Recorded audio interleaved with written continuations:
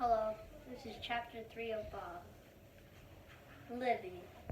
The zombie must have decided to forgive me because it is smiling at me now. But it is a smile like when you have decided to smile, not the kind of smile that just happens on its own. This is what a smiling zombie looks like. Short, green skin, not grass green, more like inside an avocado green. No hair unless you count one long eyebrow and patchy fuzz growing on the top of his head. Pretty skinny. I can see one knobby knee sticking out of the chicken suit where a seam has come undone. Big melted chocolate brown eyes, no eyelids, smooth skin, at least the parts I can see, a nose, white teeth, and lips turned up at the ends. Like I said, it was potentially a fake smile. Is that a chicken suit? I ask. It doesn't actually make him look anything like a chicken. In fact, don't even ask me how I know it's a chicken suit. He sniffs. Of course, it's the chicken suit, the one you made for me. He reaches behind his neck and yanks the hood up. It's just some orangey cloth with glued on feathers and an oversized red felt chicken comb stuck on the top of the hood. It looks like some little kid cut it out with bad scissors and glued it there. I point at him. I made that. He tilts his head, and the red felt chicken comb flops to one side. Of course you made it. I didn't even know what a chicken was before I met you. I learned about chicken combs in kindergarten when our class visited a farm. There was a huge rooster there named Queen. How come I remember the name of a rooster I met in kindergarten, but I don't remember this? Why are you wearing a chicken suit? In here. In the closet, I meant. Where he seems to live. He sniffs again. I am wearing it so that I will be ready. He hikes up one side of the thing, and then the other side drips to the floor. Ready for what? He gives me a long stare, and I figure this is another thing I'm supposed to remember. And why it's like half on and half off. It reminds me of this kid in my class last year who always wore his coat with one arm pulled out of his sleeve. If you must know, I started to remove it a year ago. I thought I might as well change clothes, but I'm afraid my left foot might be detached. It was an unfortunate incident involving the dictionary. You were attacked by a dictionary? I didn't say that. It was more of a tipping over. He glares at the dictionary, then strokes it like it's a pet rabbit or something. Zombie parts detach very easily, you know. If I take the rest of the chicken suit off, the foot may peel right off with me. I eye him carefully. What's your name? I ask. The zombie drops something on the floor. I look at his feet and see the Lego pirate. The pirate's hat is fallen off, and his little arms are stretched out toward it like he's trying to get it back. When I look up, the zombie has the mad look on his face again. You don't remember my name? He asked. Then I realize he isn't mad. His feelings are hurt. This is how a zombie looks when his feelings are hurt. 1. Pretty much the same as before, except that one eyebrow goes up and both sides of the mouth go down. I'm sure I'll remember it, I say quickly, but if you tell me now, I'll know sooner. I don't think I will, the zombie says. I think I'll let you remember it, since you're so great at remembering things. Olivia, says its mom, calling from downstairs. Lunchtime. That's me, I tell the zombie. I'm Olivia. People call me Livy. He rolls his eyes. I know your name. Then he uses one foot to nudge the Lego pirate towards his ship. He does the exact same with the pirate's black hat. The pieces are really easy to lose, he mumbles. Olivia! Mom calls again. Her voice is closer this time. I have to go eat, I say, but I'll be back. I pull the white cord and close the closet door. I've heard that before, he mutters from the other side. Gran has made ham and cheese sandwiches with pickles. Mom must have told her that it's my second favorite lunch after tacos. She pours us glasses of milk. To Rain, Gran says, raising her glass. Mom glances at me and then raises her glass. "To rain," she says. They both look at me, so I say it too. Beth Ann can't even hold a glass, so she just points at Gran's nose. She likes to point at people's noses.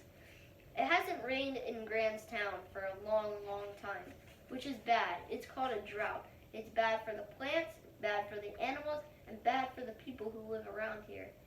Mom says the drought is why Gran doesn't have horses anymore. She couldn't feed them because the grass stopped growing. She has to share water with her neighbors, and she only gets a little bit. Mom says she'll show me how to brush my teeth a special way so that I don't waste any.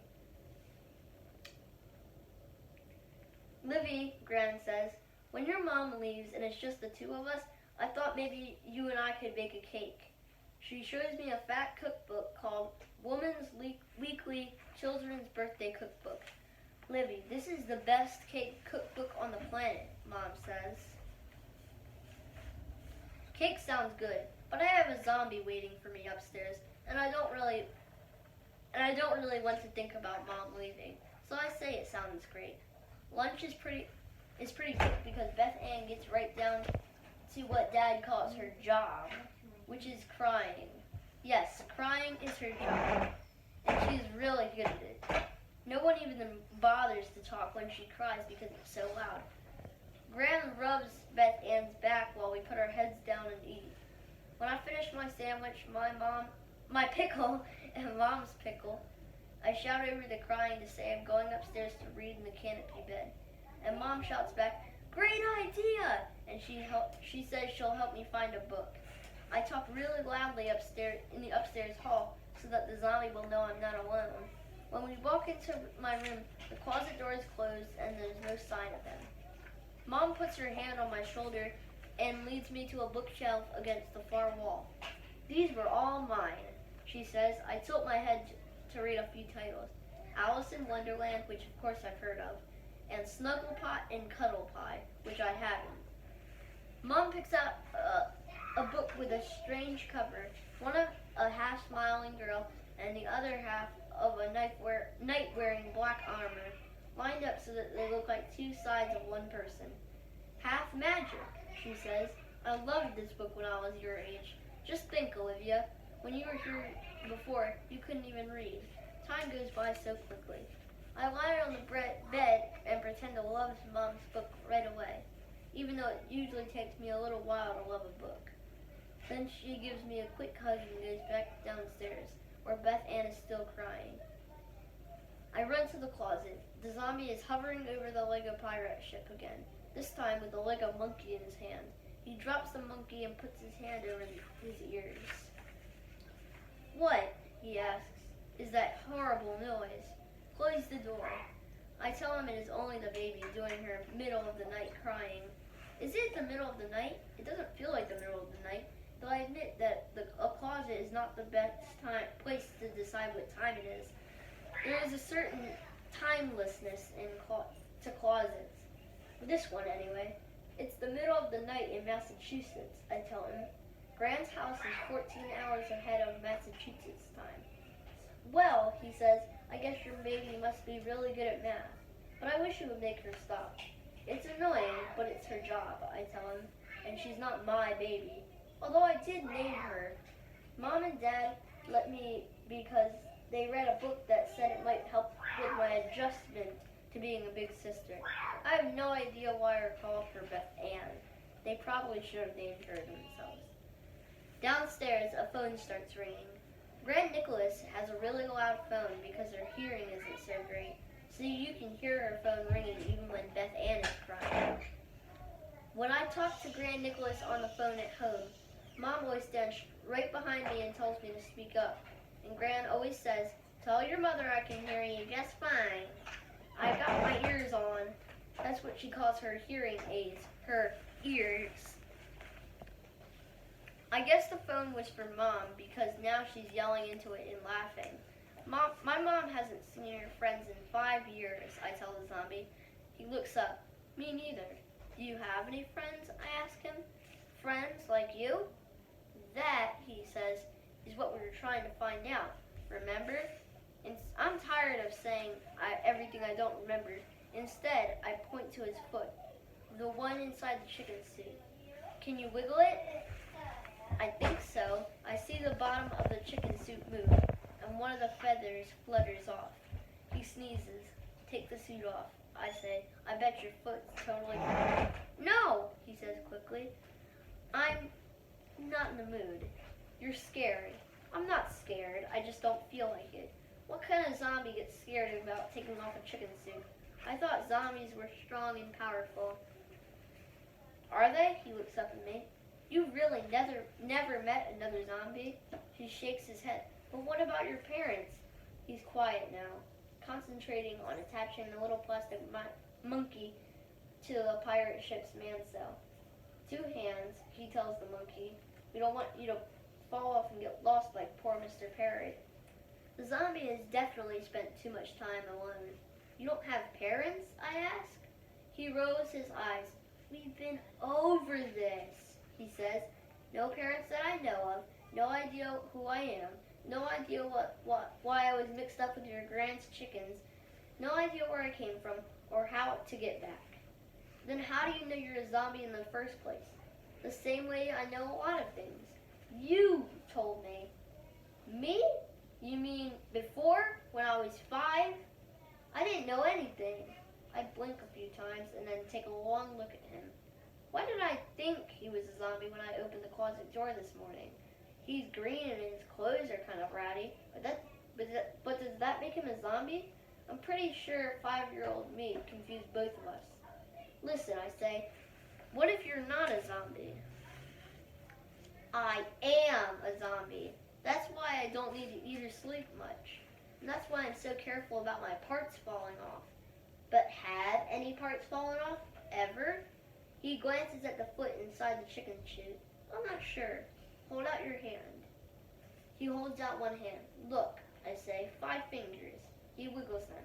But how do you know how many I had started with? Maybe I had 6. Maybe I had 8. I shake my head. Take that foot out of the chicken suit. I bet you $100 it's still attached.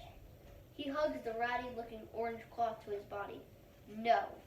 This kind of reminds me of the time Susanna Hopewell kicked me in the face with her soccer cleats. Not on purpose. We were both going after the ball. I tripped and rolled, and the bottom of her shoe scraped the whole side of my face. I covered my cheek with both hands and wouldn't let anyone look. I was too afraid of what they might see. Finally, Dad blocked the door to the field house bathroom so that I could look in the mirror. By myself, there was a big gash by my ear, but it wasn't as bad as I had imagined. I got 14 stitches, and Mom bought me a bag of candy corn almost as big as my backpack. Do you want to look at it by yourself? I asked. He grunts and says, if I wanted to look at it by myself, don't you think I would have done it by now? I have an idea. I point at the huge dictionary. Let's look up zombie and see if you match the definition. He looks worried. But what if I'm not a zombie? What happens then? If you're not a zombie, then your foot is still connected to your body. That would be good news, right? He thinks and then nods. He puts 2 hands on the dictionary and pushes it to the floor and out of the closet to where I'm standing. I sit on the rug, open the dictionary to A, and then wish I'd started at the back. I have to move the pages in big clumps in both hands. The probably not a zombie waits patiently. I get to Z and trail my fingers down the pages like I've seen Dad do. I move past zest, spiraled, enjoyment, gusto, past zodiac, a celestial path, and landed on zombie. We lean in together and read the definition. Zombie, noun, a dead body brought back to life. And that's the end of chapter 3. Hope you enjoyed.